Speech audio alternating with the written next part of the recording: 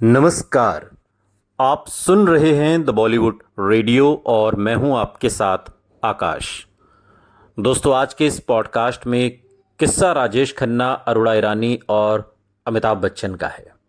दरअसल ये कहानी अरोड़ा ईरानी की है जो उन्होंने राजेश खन्ना और अमिताभ बच्चन को लेकर सुनाई है और अपना तजुर्बा बताया है कि दोनों के साथ उनके रिश्ते कैसे रहे और दोनों के साथ काम करने का उनका अपना तजुर्बा कैसा रहा और दोनों की शख्सियत कैसी रही। राजेश खन्ना का जिक्र करते हुए अरोड़ा ईरानी एक इंटरव्यू में उत्साहित हो जाती हैं। राजेश खन्ना का स्टारडम जब अपने चरम पर था तब हिंदी फिल्म इंडस्ट्री में एक कहावत मशहूर थी, ऊपर आका नीचे काका। राजेश खन्ना के पीछे लोग तो पागल थे ही, निर्माता निर्देशक भी उनके दफ्तर के चक्कर लगाते नहीं थकते थे। अरोड़ा ईरानी कहती हैं कि मैंने खुद राजेश खन्ना के बंगले में उन पार्टीज़ को अटेंड किया है जिनमें फिल्म इंडस्ट्री के तमाम बड़े लोग आते थे और मैंने खुद अपनी आंखों से देखा है कि काका के घर के बाहर हॉल में तमाम जो बड़े बड़े डायरेक्टर प्रोड्यूसर्स हुआ करते थे वो सब हाथ बांधे लाइन लगाए खड़े रहते थे, सिर्फ इस इंतज़ार में कि काका से उनकी मुलाकात हो जाए, एक मीटिंग हो जाए और वो फिल्म उनकी साइन कर लें।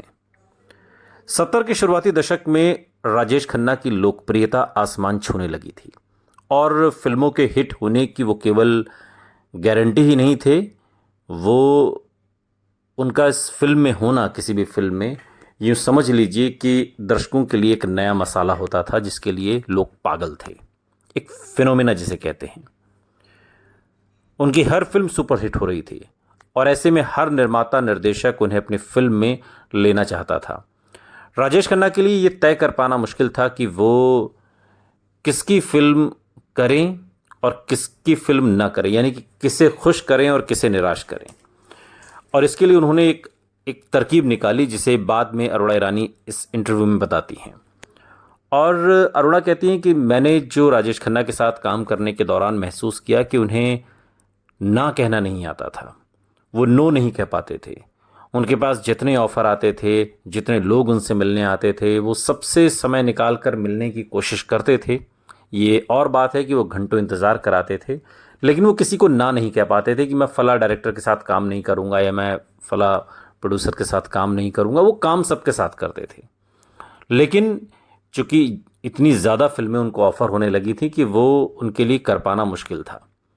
राजेश खन्ना के पीछे सभी प्रोड्यूसर्स लगे रहते थे कि उनकी फिल्म में काम कर लें और किसकी फिल्म का चुनाव करें, ये फैसला राजेश खन्ना के लिए मुश्किल काम था।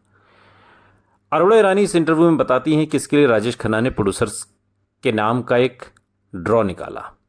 सभी जो प्रोड्यूसर्स आए रहते थे, मान लीजिए आज संडे है, संडे को 10 प्रोड्यूसर और डायरेक्टर उनसे मिलने आए हैं, तो वो 10 के नाम लिखकर एक पर्ची में और उसका एक लकी ड्रॉ निकालते थे।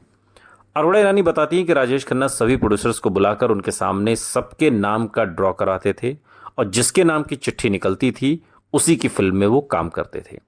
और इसी तरह का एक और किस्सा प्रचलित है जब राजेश खन्ना एक बार बीमार हो गए और निर्माता निर्देशक अस्पताल में भी उनके पीछे पीछे पहुंच गए और उन्होंने यहाँ तक कि ये समझ लीजिए कि जो राजेश खन्ना के आसपास के बेड थे या जो उनके रूम के आसपास के बेड थे वो सारे बुक करा लिए।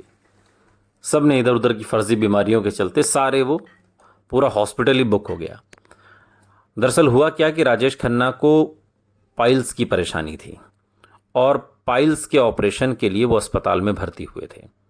जब निर्माताओं को ये बात पता चली तो उन्होंने उनके आसपास के सभी बेड्स बुक करवा लिए ताकि वो राजेश खन्ना को अपनी कहानी सुनाकर उन्हें अपनी फिल्म में साइन कर सकें। राजेश खन्ना ने आराधना, कटी पतंग, हाथी मेरे साथी, महबूब की मेहंदी, आपकी कसम जैसी तमाम शानदार फिल्में की, लेकिन आनंद उनके करियर की एक ऐसी फिल्म मानी जाती है राजेश खन्ना के जिसमें गाने और उन गीत संगीत ने जितनी लोकप्रियता बटोरी उसका एक अलग ही असर हिंदी फिल्म इंडस्ट्री में देखने को मिला। उनके स्टारडम में संगीतकार आर.डी. बर्मन और गायक किशोर कुमार का भी एक अहम रोल अरोड़ा ईरानी मानती हैं।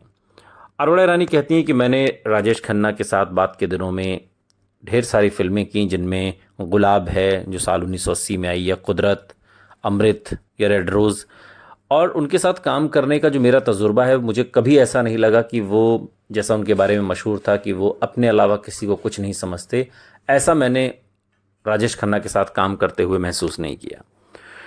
अपने एक्टिंग करियर में उन्होंने कई ऐसे किरदार भी निभाए जिन्होंने हिंदी सिनेमा में उन्हें एक तरीके से सुपरस्टारडम के टॉप पर पहुंचाया। तो अरोड़ा ईरानी भी डांस, कॉमेडी, खासकर विलन के तौर पर जब वो वैम्प बनकर आई तो जान फूंकने लगी।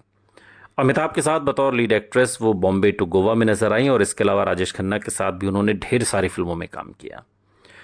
और इन फिल्मों में अरोड़ा ईरानी और राजेश खन्ना ने अपने अभिनय से दर्शकों का मन मोहा। एक सिंगिंग रियलिटी शो में राजेश खन्ना की फिल्में साइन करने का किस्सा खोलते हुए जब ये तमाम बातें इस इंटरव्यू में अरोड़ा ईरानी ने बताई, तो उन्होंने ये भी बताया कि उनके साथ काम करने का जो तजुर्बा था वो सम्मोहित कर लेने वाला था।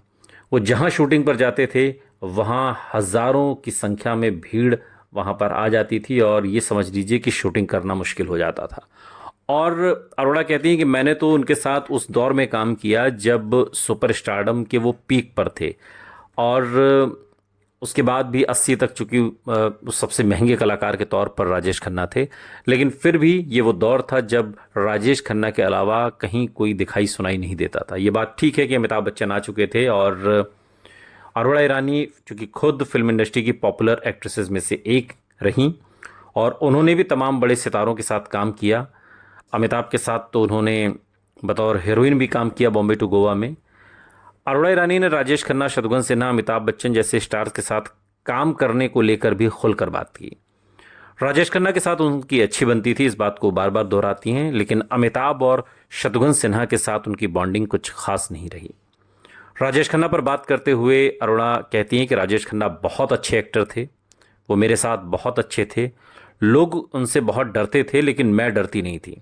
मुझे वो बेन बुलाते थे, वो ऐसा कहते थे कि ए बेन चलो खाना खाएं, टाइम हो गया।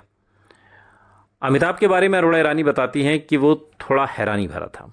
वो कहती हैं कि अमित जी शुरू से ही बहुत अलग रहते थे, वो बस अपने कमरे में या फिर वैनिटी वैन में समय बिताया करते थे, और मैंने उन्हें कभी किसी के साथ फ्रेंडली होते नहीं देखा, जबकि राजेश खन्ना सुपरस्टार होते हुए भी हम सब के साथ बहुत फ्रेंडली थे, और कभी भी उन्होंने हमें एक तरीके से, वो होता है ना जिसे दोयम दर्जे का कलाकार समझा जाता है, उस तरीके से उन्होंने कभी हमें नहीं समझा।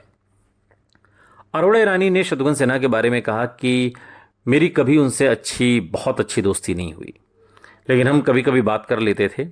और बात करते हुए अरोड़ा कहती हैं कि हीरोइनों से भी मेरी अच्छी बनती थी, मुझे नहीं पता कि मुझे क्यों पसंद वो लोग करती थी, लेकिन अमिताभ और शत्रुघ्न सिन्हा, इन दोनों से मेरी बहुत ज़्यादा कभी नहीं बनी। इससे पहले एक और इंटरव्यू में अरोड़ा ईरानी ने कहा था कि अमिताभ बड़े शिष्टाचार वाले आदमी थे, जो कितने भी बिजी हों पलटकर कॉल ज़रूर करते थे। उन्होंने कहा था कि एक्टर के तौर पर वो लेजेंड थे, और जब मैंने उनके साथ बॉम्बे टू गोवा में काम किया तो वो फेमस नहीं थे, वो न्यू कमर थे, जबकि मेरी कई फिल्में आ चुकी थीं। लेकिन अब जब उन्होंने इतना नाम कमा लिया, वो अभी भी वैसे ही हैं, उनमें किसी तरह का कोई एटीट्यूड वाली समस्या नहीं है। हाँ, थोड़े रिजर्व नेचर के हैं।